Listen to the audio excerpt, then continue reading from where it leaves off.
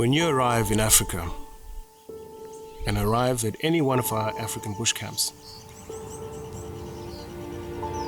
everything looks perfect, as if it's in harmony and that there's no crisis. It takes a lot to keep this together.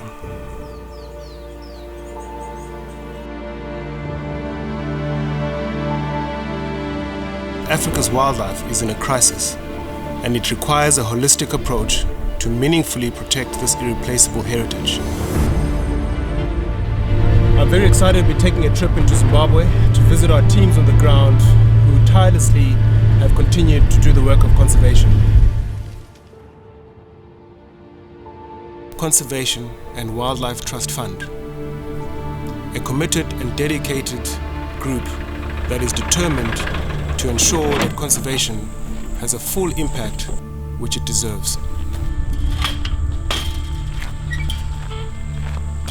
This is a pile of over 1,000 snares that we've removed from the bush here. And then the noose will be set up like that, and it will be secured with little bits of string or bark twine to keep the noose open. So this end is secured to a tree, that's then set up like that. You have an animal come walking through here, the bark twine is not strong enough to prevent the animal from breaking it, and then that comes down, and with the animal struggling, will get tighter and tighter around the animal's leg or neck. You can imagine the amount of agony that this poor animal had gone through, and this is the biggest problem, these copper wire snares. And these things have no expiry date. They can get left in the bush for years, and years after the owner of them has forgotten where he put them, they'll still catch animals.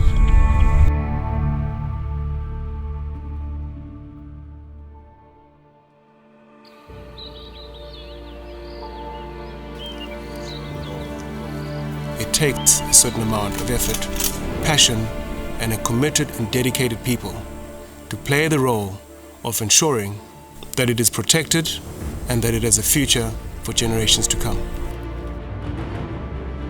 Bumi Hill's mission to safeguard wildlife and wilderness has been very consistent, particularly during the traumatic years of Zimbabwe's economy, where wildlife was under threat. They have consistently worked in these areas to safeguard their mission, and they have been very successful in seeing the wildlife bounce back up and thrive again. Tell you what, Barack Obama once said, we did not inherit this from our forefathers, but we have borrowed this land from future generations.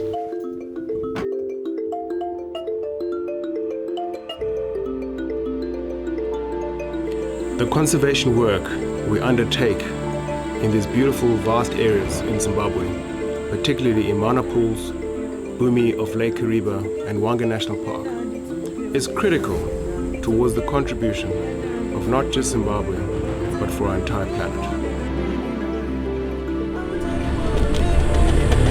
We are en route to the Nyamatusi anti-poaching base station, which is located in Mana Pools in a secret location. It's very important to have these base stations because the distances are vast, the roads are barely non-existent. And having a base station like this allows them to concentrate for up to a period of 21 days to be able to patrol the area and make sure that the area is secure from poaching.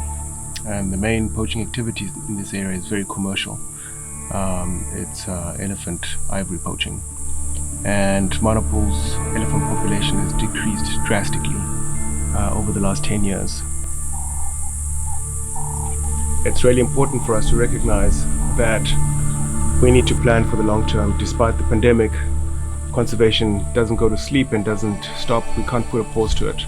There's been no revenue coming into the country, coming into any of these national parks. So the struggle really is to keep the parks and the ranges fully resourced, including some of their provisions for themselves and their families.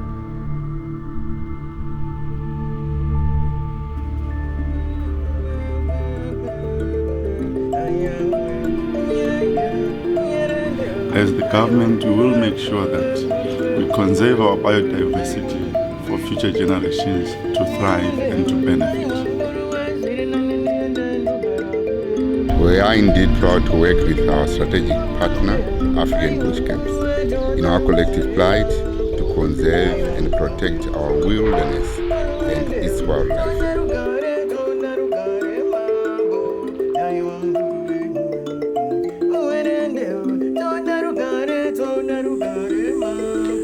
These wilderness areas that we live and work in are of ecological global significance. And it is through travel and tourism that we are seeking to make a big difference and partner with you in order to share and conserve Africa together.